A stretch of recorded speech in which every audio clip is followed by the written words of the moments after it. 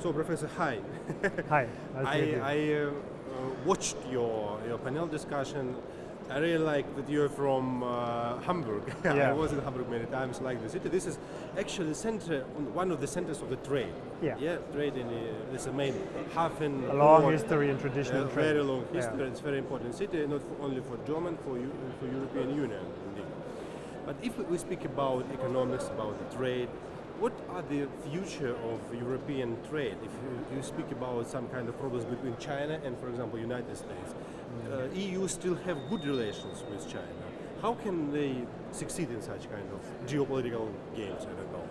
Yeah, that's a very good question. I mean, we are on a transition into the new future of the global economy, and nobody knows how it will look like. And so it's very important that Europe has a strong voice in that game that is currently played in the geopolitical shift, right? So the new global order is created in these years, in the upcoming years, and Europe should be strong, should have a common, strong voice, and that's why it's important, at least to my assessment, that we have good relations to the US, but also to China, right? So I don't expect that the global economy will be dominated by either of the US or China. Yeah, it's impossible, right? In the modern world. Yeah. We have a multipolar global order. That means Europe first has to be strong, and secondly needs good relations to both US and China.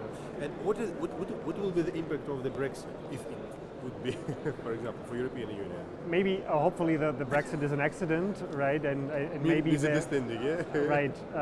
Hopefully, probably there will be a second referendum. Maybe, revising the decision to leave, to exit the European Union. I think the damage done to the European Union is pretty small, or could be small, if European Union. The remaining 27 countries are able to create a better governance of the European Union, right? To get faster, to keep up with the pace given with China and the US. We are currently far from that, but we have to keep up in order to have that common voice for Europe. Actually, you represent the country which, I mean Germany, which is the economical base for European Union. Germany, France, and maybe Italy. But now, in recent years, Italy, the economy of Italy, I think, quite weak. Yeah. And what will be with the economy of your country if you have such kind of transition, geopolitical new system, new order? I think Germany is in a way key. So you might know that we are facing a slowdown in economic activity, so that makes it probably harder to overcome the structural deficits and problems.